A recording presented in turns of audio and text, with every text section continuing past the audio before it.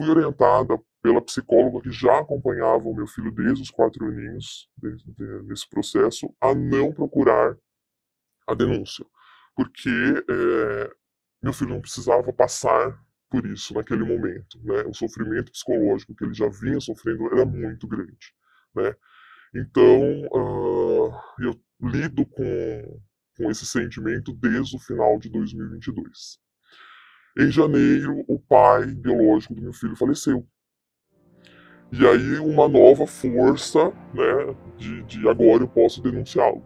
E de novo fui orientada de que não, que meu filho precisaria viver primeiro o luto desse pai. E só então eu poderia denunciá-lo. E aquilo é um turbilhão desde sempre para que eu criasse essa coragem, porque não é fácil, né? Não é fácil.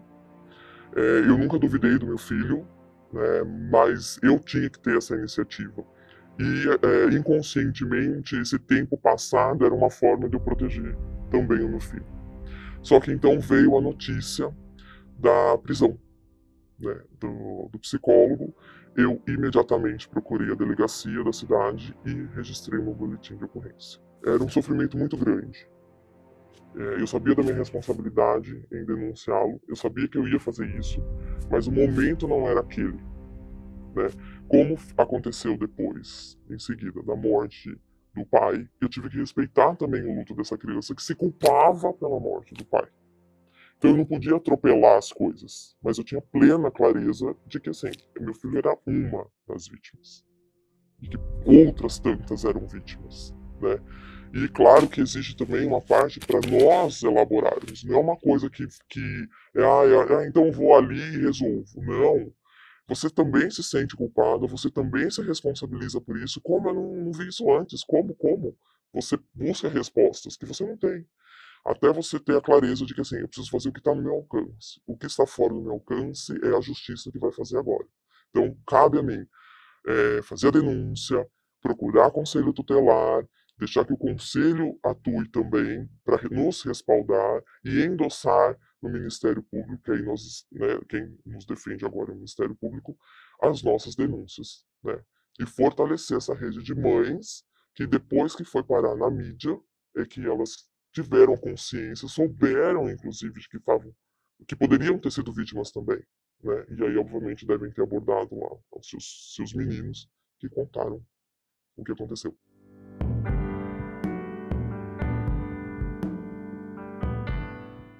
Você tinha detectado algum sinal, alguma coisa que ele tinha mudado no comportamento, alguma coisa que ele estava fazendo de diferente que te fez desconfiar que alguma coisa estava acontecendo?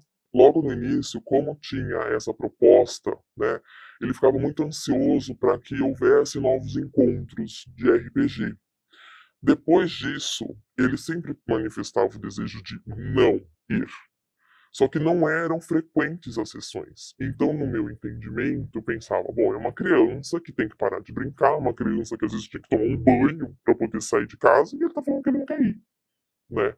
Só que eu sempre mantive uma conversa muito aberta com o meu filho por conta da situação que vivíamos, né, com o pai biológico. Então, ele sempre me contava e relatava coisas, ele tinha esse canal aberto, né? E foi quando realmente ele não aguentou mais. E ele disse com essas palavras: Mamãe, eu não aguento mais. O que o Rafael faz com você, filho? Mostra pra mamãe. E aí eu estava sentada e ele começou a me abraçar. Hoje, com 11 anos, ele fala pra mim: Eu sei o que ele fazia comigo. Eu falei: O quê? Ele se esfregava em mim. Eu falava: acho que essa era a ideia que ele tinha. E ele se preocupou, ele falou: quem vai acreditar numa criança? Ele é um adulto, ele é um psicólogo. E eu tranquilizei, falei assim: nós estamos acreditando no que você está contando, é muito importante que todas as mães, né, ouçam relatos e acreditem, validem os sentimentos das crianças, que a criança não inventa isso. E que nós estamos atrás da justiça. Eu tinha de 8 para 9 anos. Eu estava em uma igreja, uma festa de uma igreja com a minha mãe. E essa igreja, ela fazia festas aos sábados, depois do culto, né? E eu fui até o banheiro e um irmão da igreja, né, denominado irmão pastor, ele foi atrás de mim e ele falou assim para mim: eu posso passar a mão em você? Não, ele falou assim: quer uma pizza? E eu falei assim: quero. Aí ele falou assim: eu te dou a pizza, mas eu vou passar a mão nas suas partes. E enfiou a mão em mim. Ele enfiou o dedo, sabe, passou a mão em mim e machucou, inclusive. E eu saí correndo, chorando, desesperada. E eu lembro que eu desci a escada e eu fui: mãe, mãe, mãe, vamos embora, vamos embora. Aconteceu isso, isso, isso. Aí a minha mãe era muito fanática na religião. Aí ela olhou para mim e falou assim: você entendeu errado, ele só estava brincando. Pelo amor de Deus, não fala nada pro seu pai, senão seu pai não vai mais nos deixar vir à igreja. E eu desesperada, muito desesperada: não, mãe, ele passou a mão em mim, ele me machucou. E ela não acreditou. Vamos dizer que ela não queria abrir mão da religião, né, do fanatismo, e me ouvir, e lutar por mim. Então, quando essa história toda veio à tona, eu apoiei, eu abracei e eu falei assim: me conta o que aconteceu. Eu estou aqui, eu vou lutar por você. Eu vou até o final. Veio tudo que eu passei na minha infância. E é uma coisa que, por mais terapias que eu já fiz, é uma cicatriz que nunca fechou e eu acho que nunca vai fechar. Porque, vamos dizer, eu não tive uma mãe que lutou por mim. Eu confiei em contar para minha mãe, mas ela decidiu não lutar por mim. E hoje eu falo para o meu filho, ele sabe o que aconteceu comigo.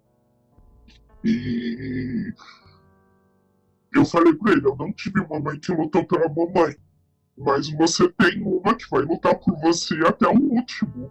Hoje eu tenho 40 anos e até hoje eu sofro por isso. Porque eu sempre penso: por que ela não lutou por mim, sabe?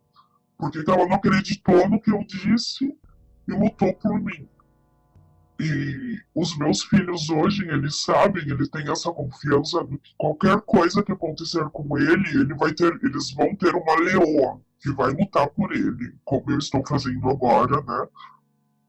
E eu acho que manter o diálogo com a criança, falar: eu estou aqui, eu acredito em você, o que você passar, eu vou acreditar em você. É o que faz toda a diferença.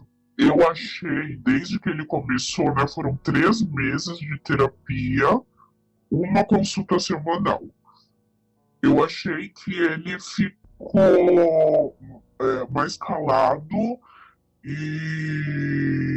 mas, vamos dizer, meu filho sempre foi criança, né? Ele tem 13 anos, mas como ele tem irmãos mais novo, ele sempre teve comportamento infantil, né? De brincar, e ele parou de fazer essas coisas. E eu falei pra ele: tá acontecendo alguma coisa? Aí ele: não, não está. E eu falei: como que estão sendo as sessões? Aí ele falou: tem coisas que eu acho estranha, mas é diferente da psicóloga que eu passava.